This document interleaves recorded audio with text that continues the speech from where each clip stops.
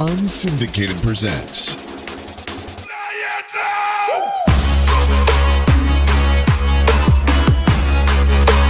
the Air with Sean Baligian.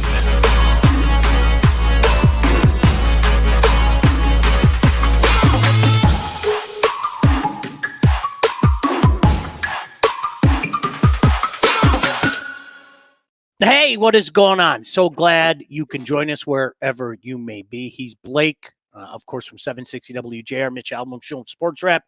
My name is Sean Baligian, and I am miserable. Blake, this wait for hockey to come back. Game one of the Stanley Cup final, of course, Saturday. Join us here. We're going to have like a pregame show with barbecue. Well, you can watch us eat barbecue. You can't have any, but we're going to be here to do like legitimately a pregame show. But as Tom Petty once said, Blake, the waiting is the hardest part. You just said something interesting. You feel this is killing momentum that perhaps either sport had? Is that like, honestly, you feel that way? Yeah, I just think that the gap is for both sports. It's just a little too long. Like, I feel like the Stanley Cup should have started probably last night at the latest. And then, I mean, the NBA, it's always a joke because they pre-schedule out their start date and it never works out in their favor. Never. But I mean, think about it. Like, especially in the NHL, like they've had really good viewership throughout these playoffs. It's their best, I think, viewership in the last like 20 years, something like that. I saw the stat. So if you have good viewership, don't you want to keep that momentum? If you take like 5 days off, it's just people are going to kind of move on and do other things, in my opinion, at least. No, you know what? Unless you're hockey elite. Yeah, unless you're all in. I mean, like, honestly, I put it on my dumb little header. I can't wait for hockey to be back. I've kind of wandered around my house aimlessly the last few days. What do I do? What's on? You know, I mean, honestly, it's Yeah. I'm so used to having not just a game on, but really, when you think about the first couple rounds, multiple games on each day, that it really is a weird thing. Here's the thing though. I saw a few people complain about like the way they have it scheduled too, in particular the Stanley Cup final.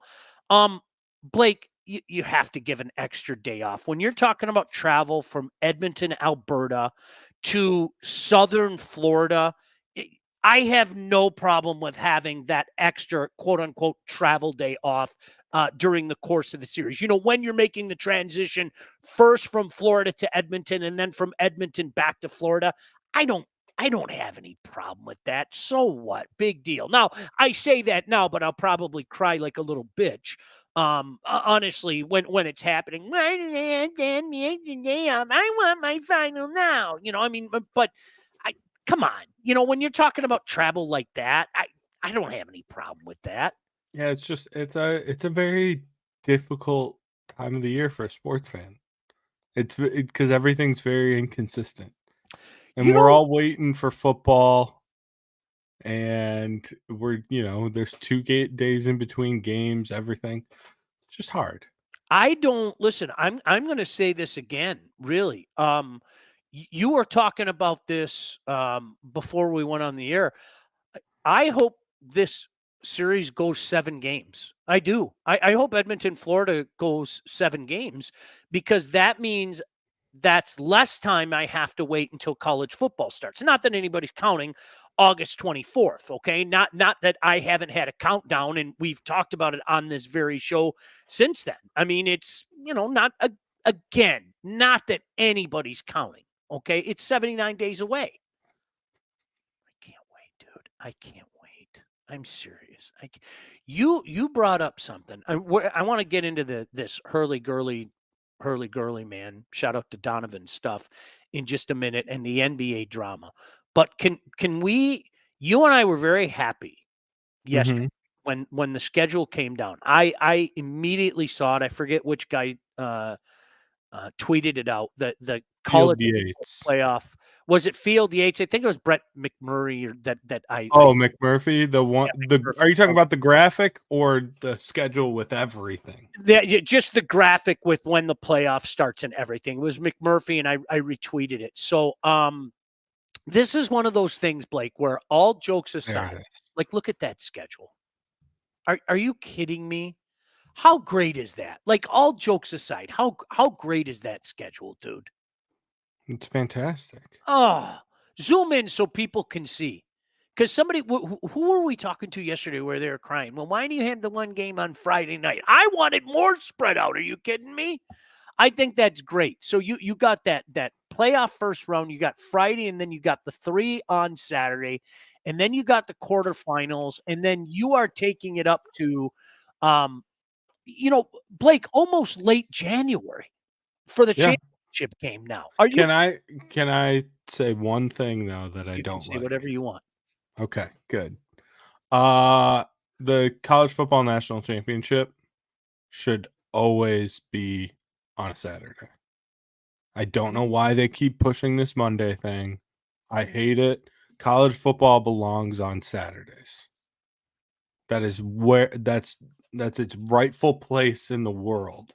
And clearly with this schedule, they're working with the NFL with scheduling to try and make everything fit. If you're going to do that, then you need to tell the NFL, "Hey, we're willing to, do these things to make it work for you, but we need the national championship on a Saturday."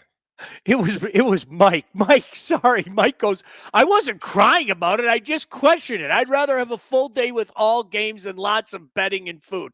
No, dude, I get it. But for me, I don't mind the spread out stuff. I don't mind.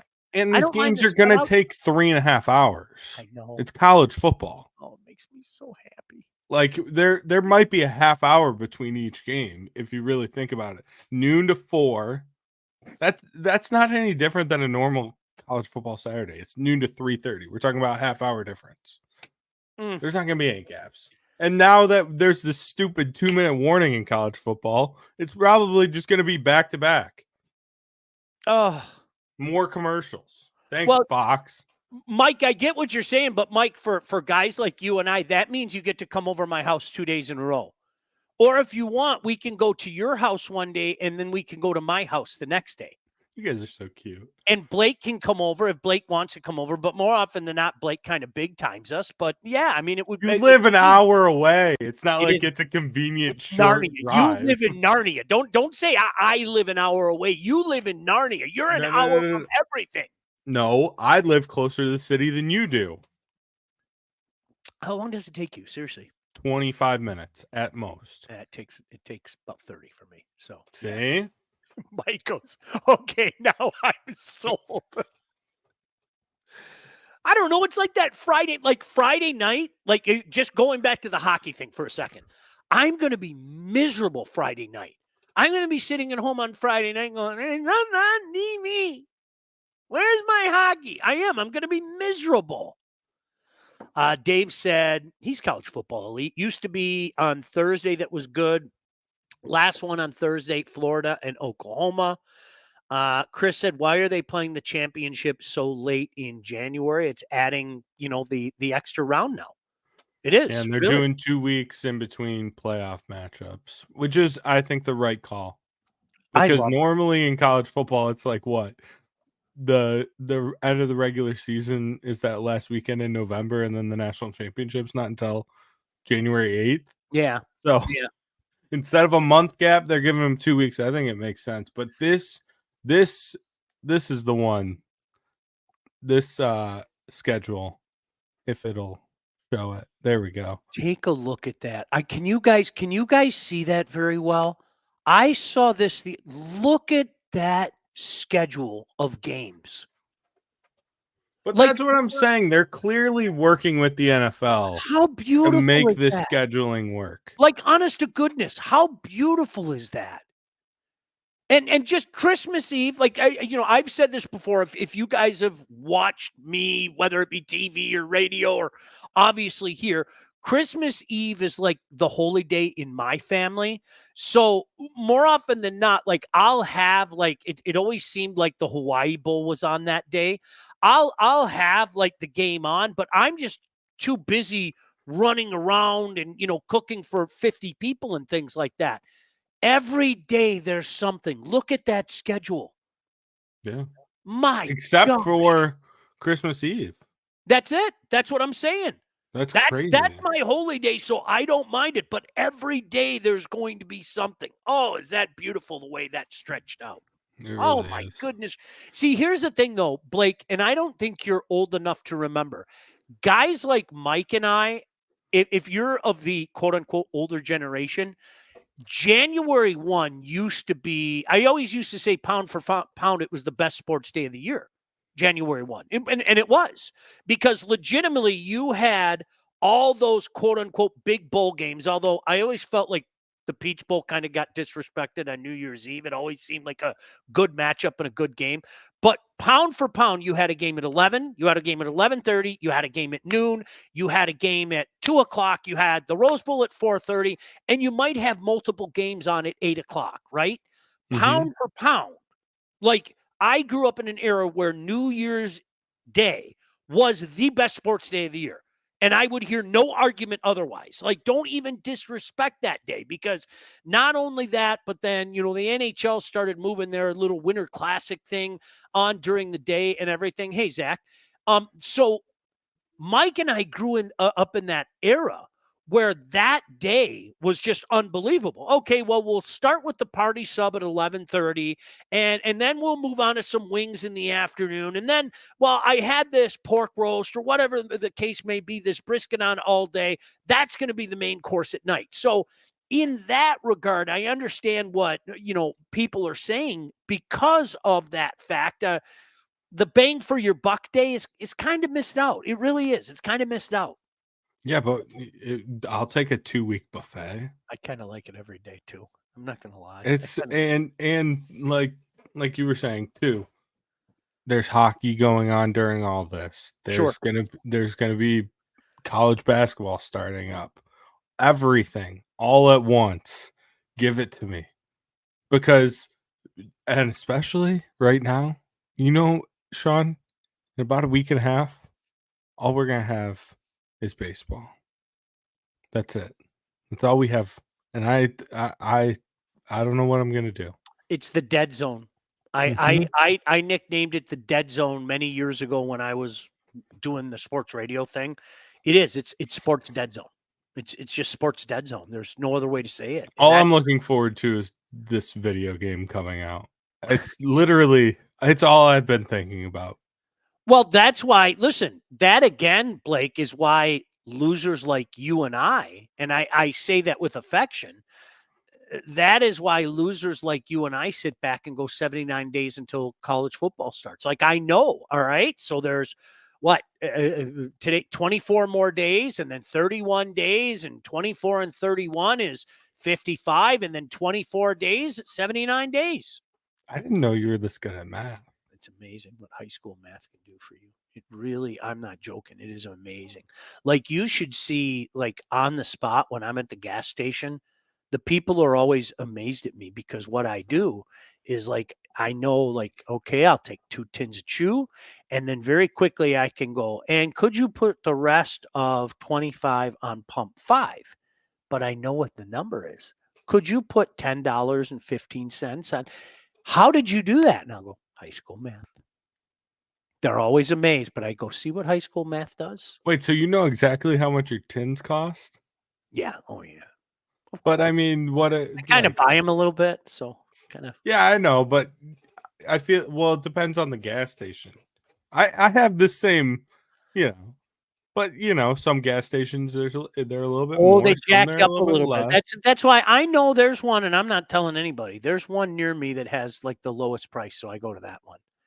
So I know exactly what I can put in. Let me tell you about our friends at All About Catering while we have a minute before we get into some of this NBA, WNBA drama. All About Catering LLC is a full-service caterer, They do graduations, weddings, bridal showers, corporate events, anything you need catering for, from 25 to 4,000 people. Rick and his staff at All About Catering will take care of you. They've literally taken care of my family multiple times. I know that they will take care of your family because customer service and satisfaction is their number one goal. Do not sweat your next big event. Just go to allaboutcateringllc.com today to see their menus and all their 5-star reviews, or simply give them a call. Tell them that we sent you. 586-731-1398. That's 586-731-1398 to get your event started. Really appreciate the great folks at All About Catering. You will as well. Blake, I've said this many times, and I'm going to say it again here. I don't know when it happened. I don't know how it happened, but at some point in time, the NBA kind of lost me. I'm tired of the drama. I'm tired. If I had to say that there was a D-Day, maybe it was the decision. Maybe it was LeBron in the decision. But I just, enough. Like, I had enough of it. I think that it is a league that not only perpetuates drama, I think they smile upon drama. I think they encourage drama. I'm just not down with that. Maybe I'm too old. I don't know. And people go, well, no, it's not a basketball thing. I think their style is fun for me, but this drama, there's always some kind of drama going on, right? Which leads me to this. Why would Hurley want to leave a place where he is already a legend? He could become like an immortal legend. Why would he want to leave that place where he can walk around town, Stores, Connecticut, write his own check, and go to, of all places, the Los Angeles Lakers and the king of drama, LeBron James? Why would he want to do that? I think I know the answer, but I'm interested to hear what your thought is. I think there's 3 reasons. Oh, this will be good. Money. Well, Money is the big. They're going to back up. Sure sounds like it. The Brinks truck of all Brinks trucks. So Sure that, sounds. which, and this is like a part B to that one. Like, living in Southern California with that weather, it's a little bit nicer. Have you ever been to LA? Connecticut? No. But you think he's going to live in LA? That's a good point. Well, traversing LA though is a nightmare. Even if he lives on one of the beaches, but traversing LA is a nightmare. Is the weather there nicer than Connecticut? When you can see it and smell it, but that's a different story. Go on. Then legacy wise, if you win a championship with the Lakers, like, yeah, don't get me wrong, winning a championship, like, he is UConn basketball, in my opinion. Like, right now, what he has done with that program, everything, he's an incredible coach. But if you win a championship with the Lakers, I mean, that's big time. There's nothing bigger in basketball than that, in my opinion, from just an outsider. And then go ahead. The third part is, I don't think LeBron's coming back if Hurley's there. I don't think he'll play for Hurley. LeBron doesn't want to actually get coached. What if they promise to bring in Bron? I don't think Hurley would go for that. So, do you know what I think it is, honestly? And I'm not going to argue with what you said. I don't know. I think it's ego. I think it's strictly ego.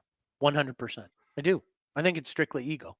I think it's strictly he's made a ton of money. He can make a ton of money more, but it's that whole, well, I want to see if I can do it.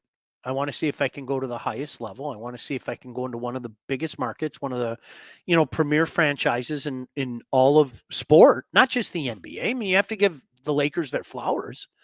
Honest to goodness, I think it's nothing more than ego. I really do. Because, what's the old saying? How much money is enough money, right? I don't know his career earnings. I bet it's pretty good.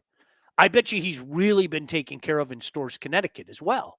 You know what I mean? So, Blake, honestly, and this is opinion. I'm not saying that you're wrong. It's ego, right? Okay, I can do it at the next level. Okay, Doesn't matter who I got at the next level. I can he do it at is the next level. he has said, like, so I've seen him do interviews and stuff. He was on Pardon My Take, like, during March Madness. He said, like, he does want to coach in the NBA at some point. So it's not like it's been a secret. He also even said, like, I have to change the way I am. Right. Like, his psychopathness and his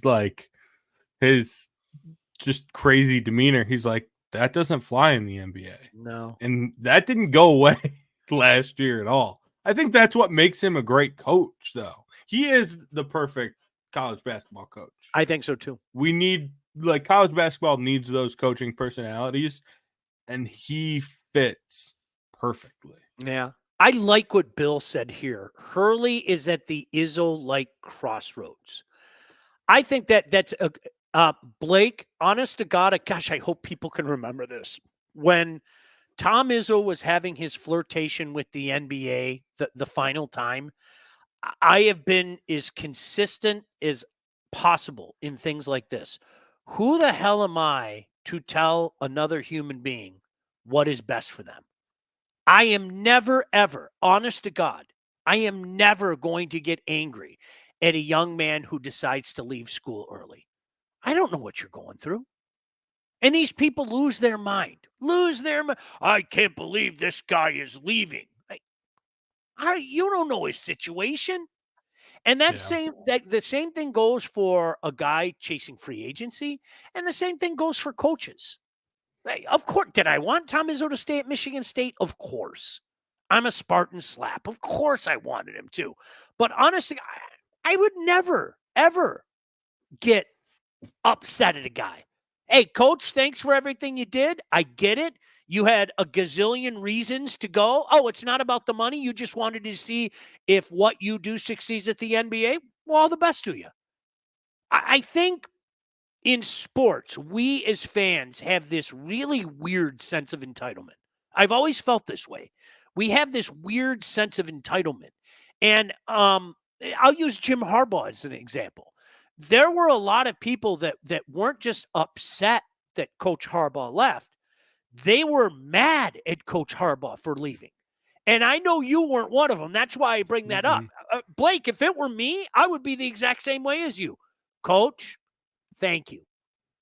Thank you. You gave me a memory that will last a lifetime. After so many, whether you guys want to admit it or not, really weird years, okay? A lot of pain. A lot of pain.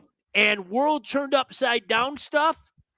In the last couple of years, you gave me something I'll never, ever forget. Thank you. Tip of the cap. Best of luck to you with the Chargers or wherever the hell you go. Now, I will say, though, I would have felt different if they didn't finish the job.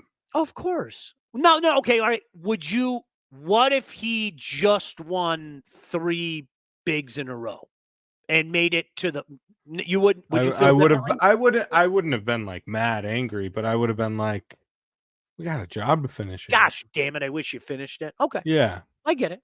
Yeah, I get it. Yeah. Also, and I don't mean this in any disrespect to you, but Hurley is a completely different level of coach than Izzo.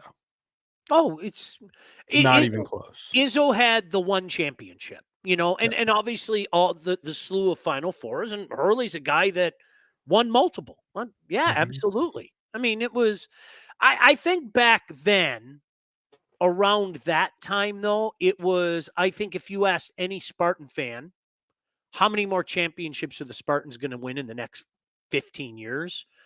We probably would have said 1. He's going to add at least another one, right? And I'm not disrespecting Coach Izzo's legacy. Obviously, the last few years, whether people want to admit it or not, has taken a step back. And, but how do you disrespect that legacy? That's not a shot at him in any way, shape, or form, No. Also, Hurley right now makes $5.35 million a year. So, yeah, he's gonna get. It's ego, dude. It is. He's gonna get a bag. Man. It's ego. Oh, it's. He's got a 6-year, $32 million contract. Tim said I was 50-50 on Jim. I love it if he stayed, but understood why he left. Yeah. Well, also, he got it done.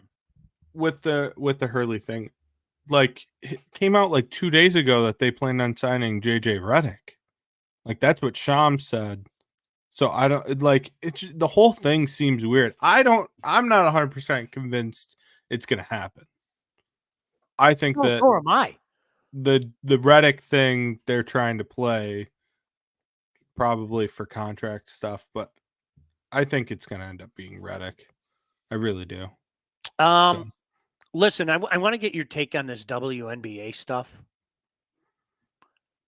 I would love to. Can I tell you first about our friends at Legacy?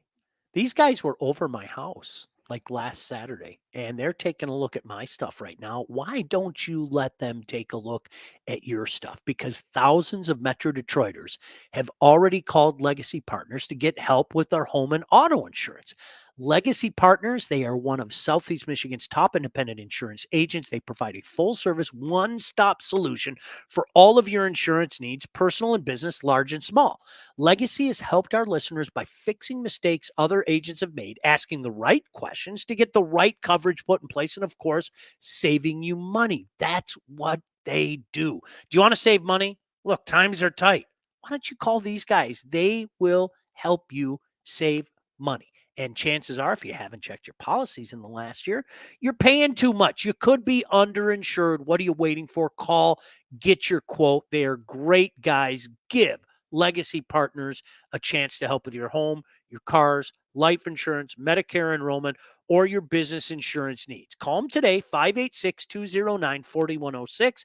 That's 586-209-4106, or visit legacypartnersins.com to get started with your new quotes.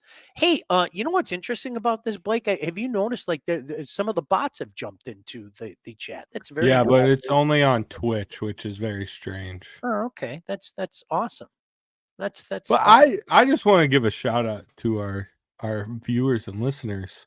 Like What? this is an odd start time for us, and you know we have some really good people that are consistently watching us and interacting in the chat, and we appreciate it. Thank you. Yeah. And if you're not subscribed on YouTube, please go subscribe on YouTube. Look at this cool little thing I got down there now. So You see that? What is it? Look at the bottom of the screen. Oh, wow. That's pretty cool how you put that. Yeah. Look I got another one to show you. Okay. Check this out. This will be good. Yes. Oh, yes. That's perfect. Bill said Izzo stayed beeline left. Who played it right? Well, I would say Tom Izzo. Yeah. I would say Tom Izzo. I mean, Beeline wanted to try it. It didn't work. I respect the heck out of John Beeline, by the way, for what it's worth. I really I missed that man. But yeah, Coach Izzo. I mean, it hasn't, materialized into another championship. But yeah, I mean, look, I think there are certain guys that it might not translate to the NBA, much like you said, Blake. It might not translate. Tim said national title made it easy to be understanding. Of course it did. Of course it did. You guys, whether you wanted to admit it or not, you needed a trophy regardless. You needed something because there was a lot of talk without anything to show for it in the trophy case for a long, long time. And then all of a sudden your trophy case got that big championship trophy. And then you got another one, and then you got another one. And yeah, you got those other trophies too. So, it was huge. Dave said, be like a Beeline situation. The team won't want to run his way. Yeah, that's what you have to worry about. That's why I don't think it's either like it's going to be Hurley without LeBron or LeBron stays and Hurley's not the coach. Yeah. That's what I think because I do not think LeBron wants to play for that guy. Tim said, hindsight says Izzo made the right choice. Eric said, chiming in from work. Appreciate you guys, as always. Blake, I know this isn't popular to say because as well as I do, there are certain broadcasters, there are certain sports, there are certain teams that we're just supposed to fall all over and gush about, and because it's the right thing to do, because I don't know who deems it so. I don't enjoy the WNBA. I don't think I'll ever enjoy the WNBA. It's not for me. And somehow people take that as like I'm crucifying the Lord himself. Well, you hate women. Yeah, and I hate women. Yes. I wish them all the best. it's just not for me. I'm not going to sit here and lie to you. You know, I mean, I think, unfortunately, that's what's kind of happened in our business is sometimes, you know, because other people are gushing over something or because they think it is promoting women, you're supposed to talk about it in glowing terms. I think the WNBA is turning into the NBA junior. Their selling points are all drama. There's always drama. And And this Caitlin Clark lady is now she's the main character in the soap opera. I just okay, can I just say though, it's not her fault. it's That's the not. thing. No, She doesn't play into it at all. no. And I'm with you. I missed, you know how like clearly I've missed every movie that's ever come out. And sometimes we just miss one. You know, like I'm sure there's movies or TV shows that people are like, "Oh, I can't believe to you that you haven't seen this." And you're like, "I just missed it." I don't like whatever. I missed it. Like I was not in on the Caitlin Clark thing early. I'm not going to get in late. I missed it. And I'm fine with that. But like I respect what she's done for the women's game, and she's a great player, and she doesn't play into the drama or anything like that. Like she does her thing, and yeah, she talks a little, but what athlete doesn't? You're right. The drama coming from everyone else around her and like everything else around that league, it's insane. I don't get it. It is legitimately turning into I've said this for years. The NBA to me is a soap opera for sports fans. It is. It's reality TV. Storylines. It's crazy that who's dissing who. All it's and the WNBA is going down that road, and it is really weird. And as Bill said, WNBA talk. I like to me. Is that what you want? I mean, I don't know. Is that the kind of talk you want? You want that talk with racial overtones and petty jealousy and that? Do you want that? Well, controversy sells, and clearly they do because nobody's really shutting it down. yeah. But also, and I know I said this to you before the show, but I will repeat it for our viewers and listeners. The difference with this, though, is now we have a bunch of people that don't cover sports, that don't talk sports, covering a sport, so they don't understand that some of this stuff happens in sports. There is going to be drama, there is going to be hate, there's going to be rivalries in sports. That is sports. I don't need a 2,000 word think piece from someone at USA Today about how Caitlin Clark and the racial bias in the WNBA. I don't need it. You're amen. Well said. Like it's sports. There's like these things are going to happen. Period. I will never understand why people tend to get upset when you say something along the lines of "I don't like what you like." I'll never, Blake. You know that I love soccer, like I do. I love it. Mhm. I am all in the World Cup. Like I don't care where it's at. I'm going to get up in the morning. I'm going to watch it. I'm going to watch as many matches as I can. What are you doing watching that? Oh my gosh, how boring. Okay. Like, why would I get upset about that? I don't care. Heck, we know as hockey fans, we've heard that 1,000 times. It is amazing how people get like that.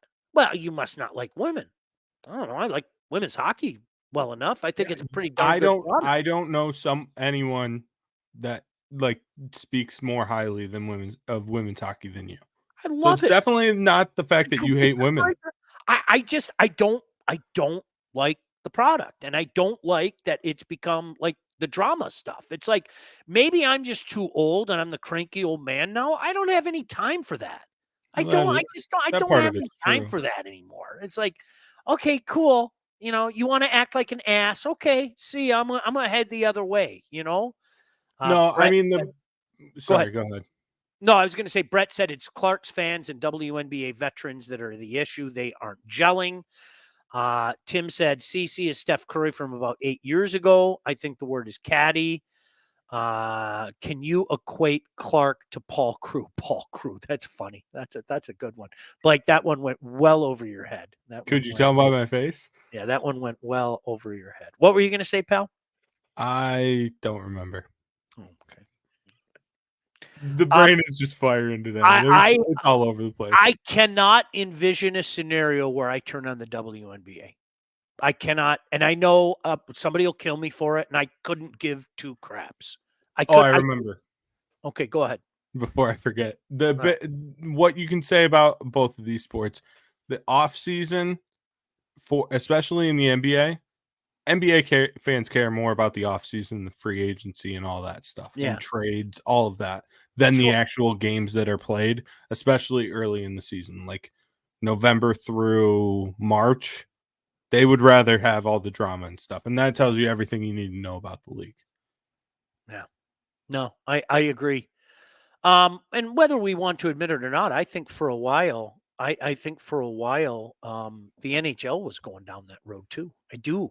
Whether we want to admit it, it was July 1 was the national holiday. And whether we want to admit it or not, I think a lot of hockey fans were like that. And it pained me to say that. I love July 1, but both things can be true. I could love July 1 and appreciate the Stanley Cup final, but so much of it was about the movement. And I think especially here in this market, as whether you want to admit it or not, I think in the back of your heads for Red Wing fans, they kind of knew after 2009 that it was over.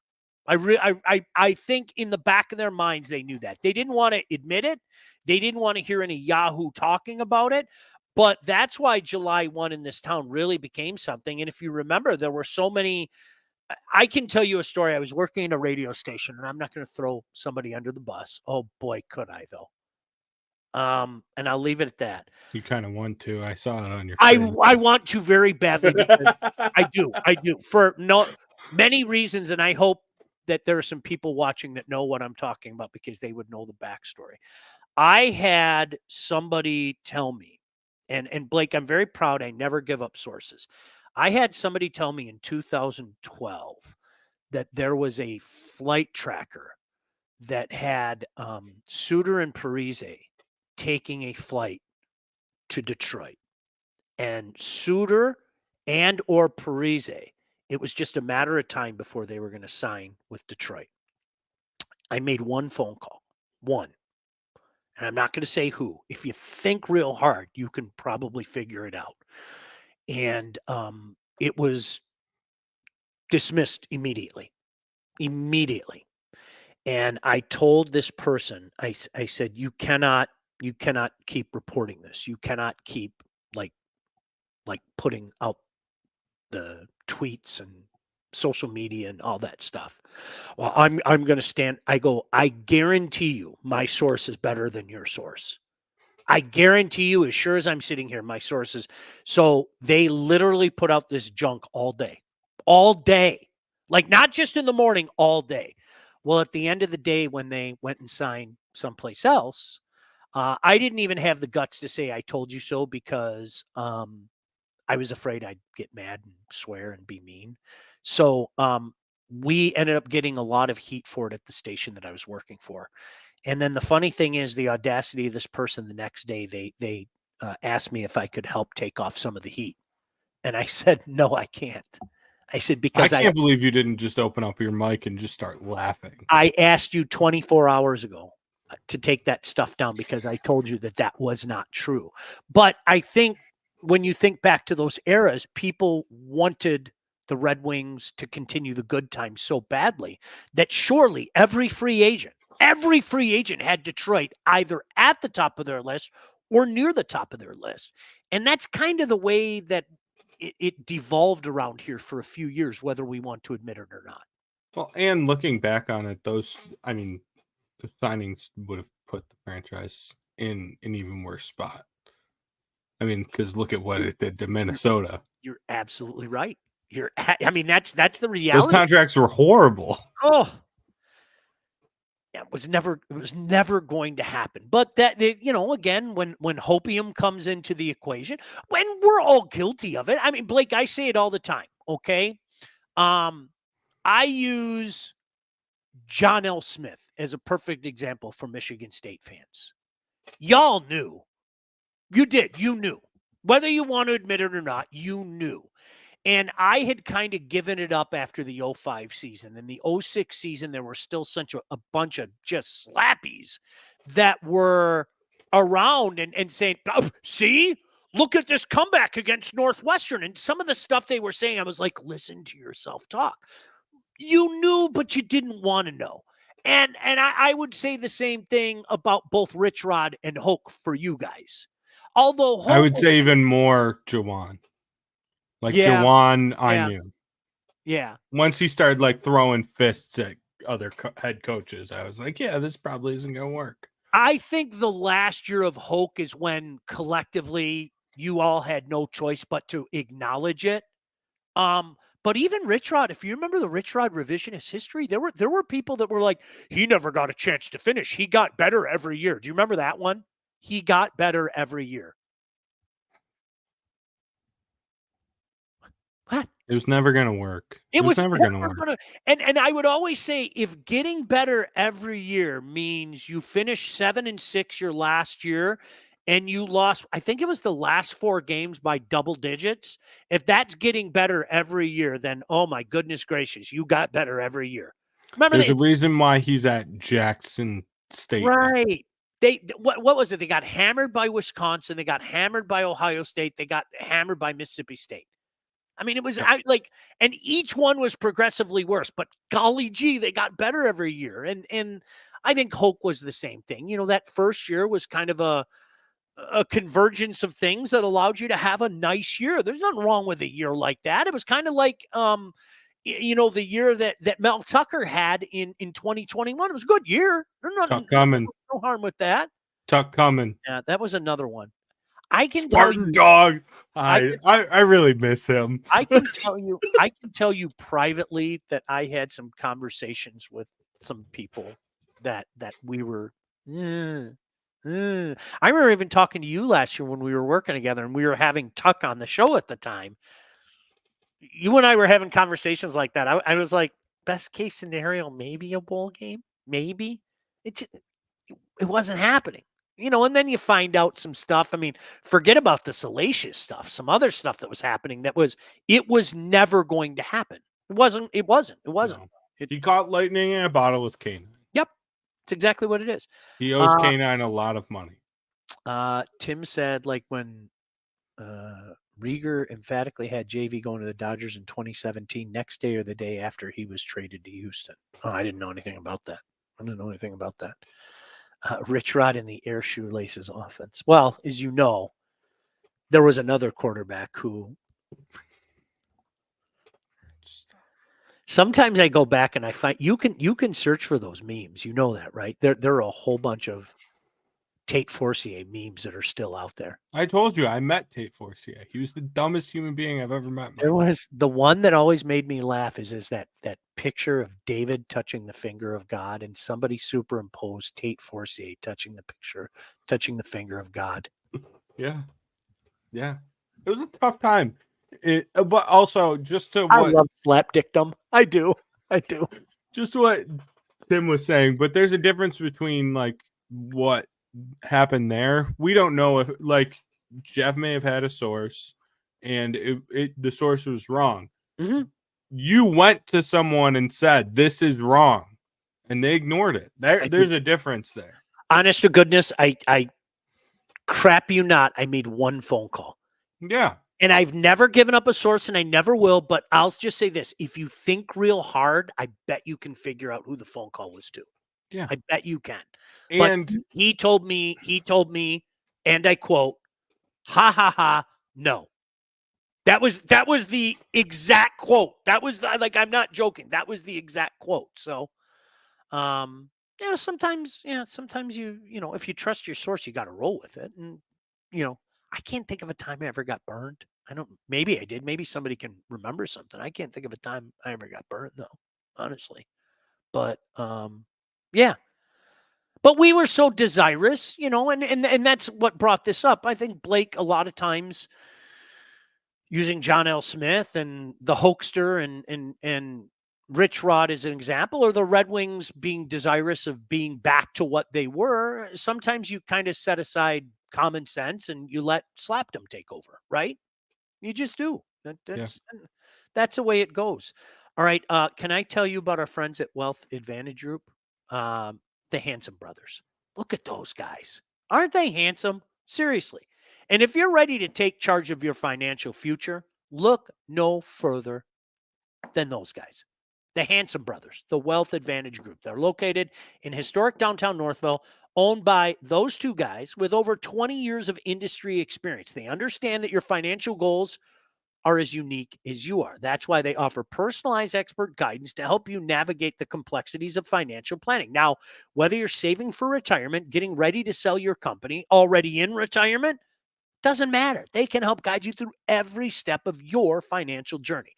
They work with clients through all stages of life and have clients in over 20 states. The investment world, it is a complex one. So if you're ready to start taking your finances more seriously, it might be time to work with a couple of experts. They've helped my family out. They will help you and your family out. So reach out to these guys at 248-773-8574 or check out their website at www.thewealthadv.com. Mike and Jeff, the whole staff, great people, and they're going to take care of you. So give them a call. I promise you they'll take care of you just like they took care of me.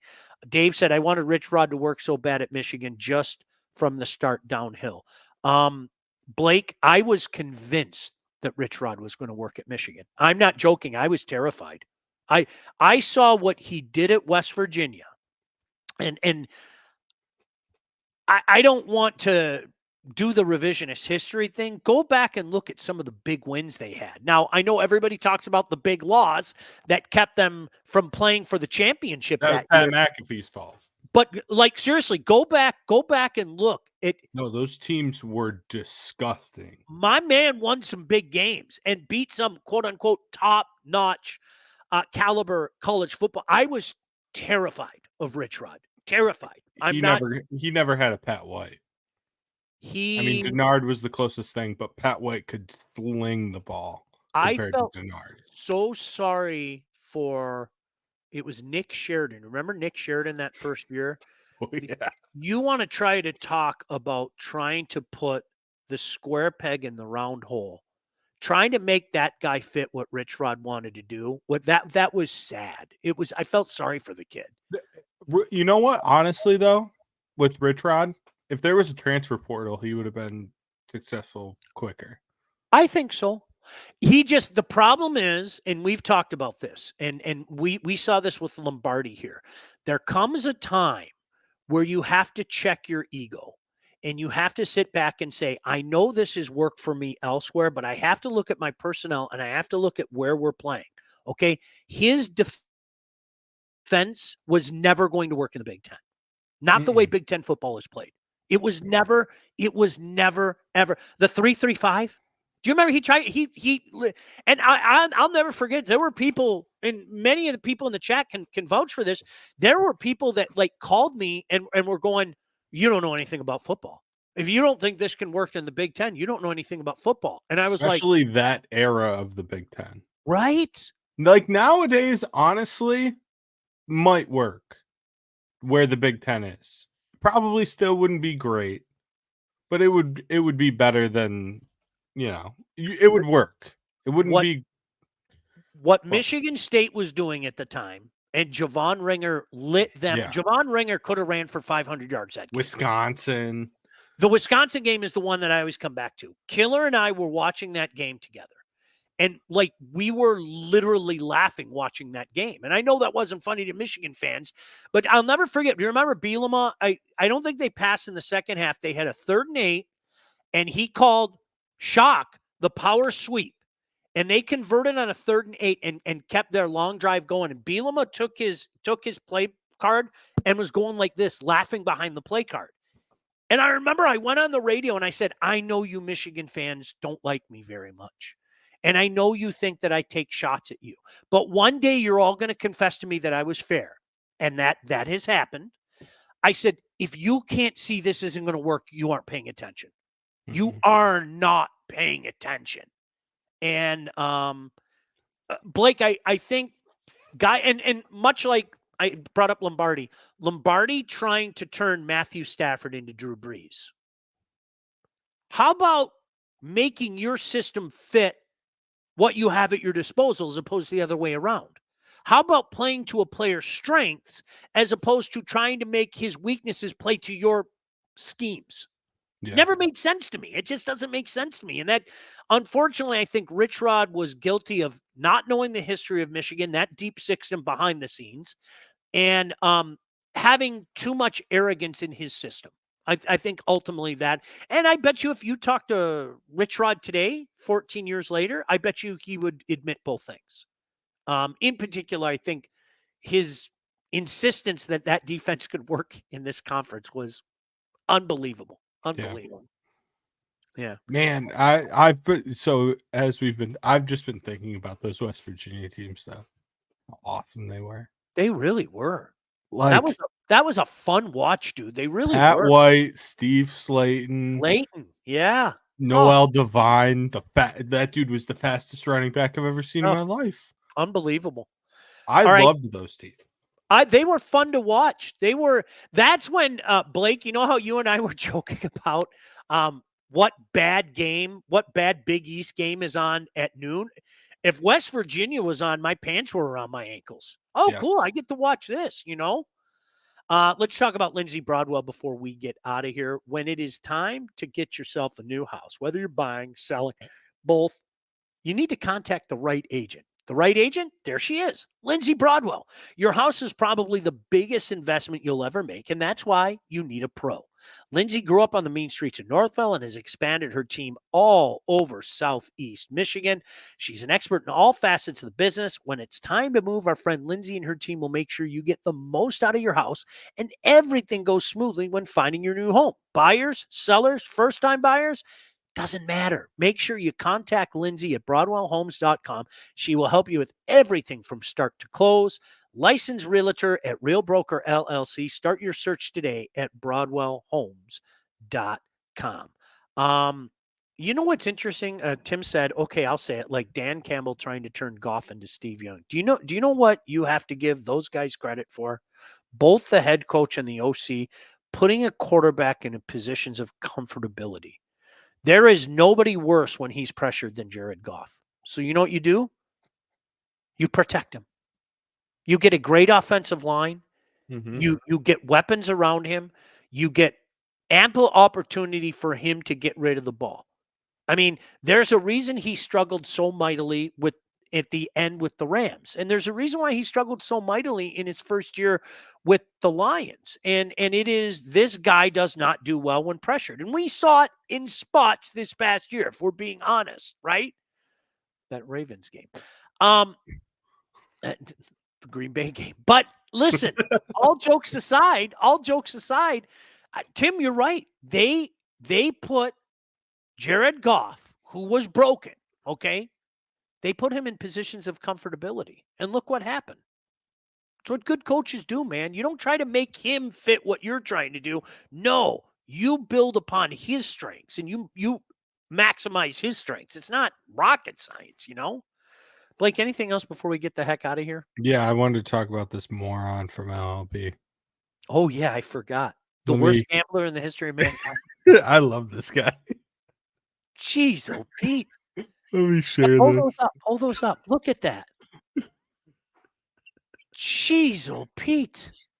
So for those listening, he bet on baseball. He's been lifetime banned now. He bet on baseball $150,000. His total. So he was betting on like minor league games clearly because his total amount bet on MLB is $87,000.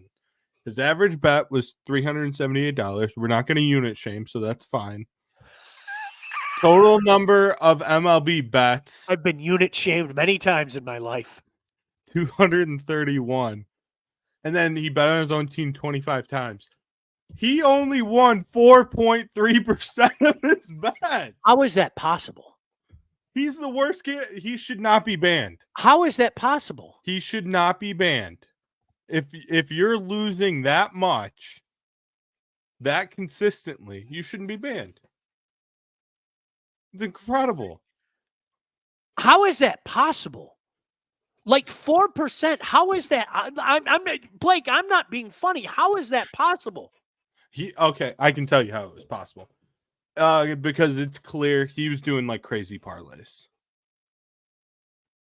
So if you're just doing, if all you're doing is just firing on crazy parlays to try and win it all back, that's how that happens.